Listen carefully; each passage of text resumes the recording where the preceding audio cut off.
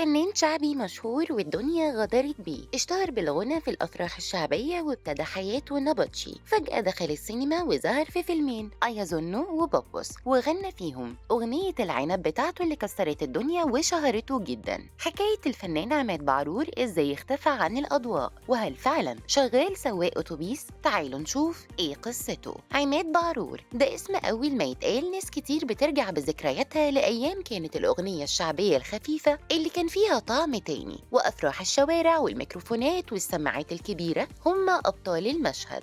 عماد بعرور كان واحد من أبرز الوجوه اللي لمعوا في فترة انتعاش الأغاني الشعبية السريعة، وقت ما كانت الأغنية اللي فيها بهجة وإيقاع خفيف ورقص تقدر تكسر الدنيا في يومين. بعرور ما طلعش من فراغ، ده ابن الشارع المصري الشعبي الحقيقي، واللي فاهم مزاج الناس وعارف هم بيحبوا يسمعوا إيه في الفرح، وإيه اللي يخلي الناس تقوم ترقص وتفك من همومها. وصوته كان قريب من الناس، خفة دمه كانت جزء من شخصيته، وده خلاه يوصل بسرعة في وقت قصير. بقى اسمه بيتردد في كل مكان، من الأفراح الشعبية لحد الكاسيتات اللي كانت مليانة في المحلات والعربيات. وفي بدايته كان نبطشي في الأفراح الشعبية الكبيرة، وأول ما أغنية العنب نزلت الدنيا اتقلبت. الأغنية بقت حالة والناس كلها كانت بترددها. بعدها كمل نجاحه بأغاني تانية زي هيصة وكمنه حلو، ووقتها بقى عماد بعرور واحد من أهم نجوم اللون الشعبي اللي بيعتمد على البساطة اللي تعلق مع الناس. النجاح ده ما وقفش عند الغنى وبس، لكنه كمان فتح باب السينما. المنتج محمد السبكي شاف فيه حضور مختلف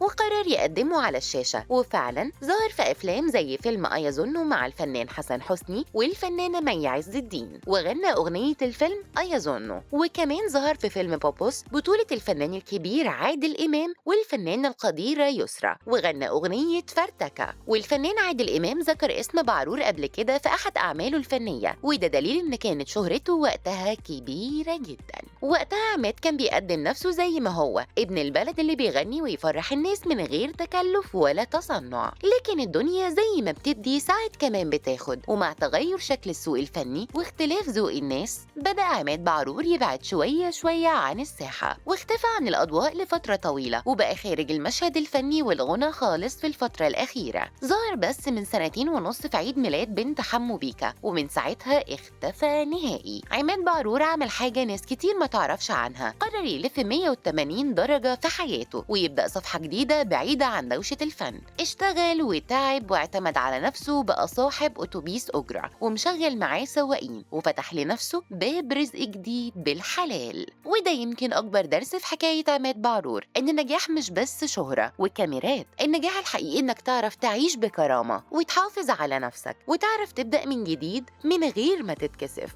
هو كان نجم فرح الناس بصوته، ودلوقتي راجل بيشتغل وبيكسب رزقه بشرف، وده في حد ذاته بطولة. مع إن في ناس تانية كتير بتلومه في إنه ما يعرفش يحافظ على الشهرة والنجاح اللي كان فيه، كان ممكن يستمر ويبقى في حتة تانية خالص بعد ما كان ساكن في أرقى المناطق وبيركب أحدث العربيات. رجع تاني لعيشة المنطقة الشعبية في شبرا الخيمة.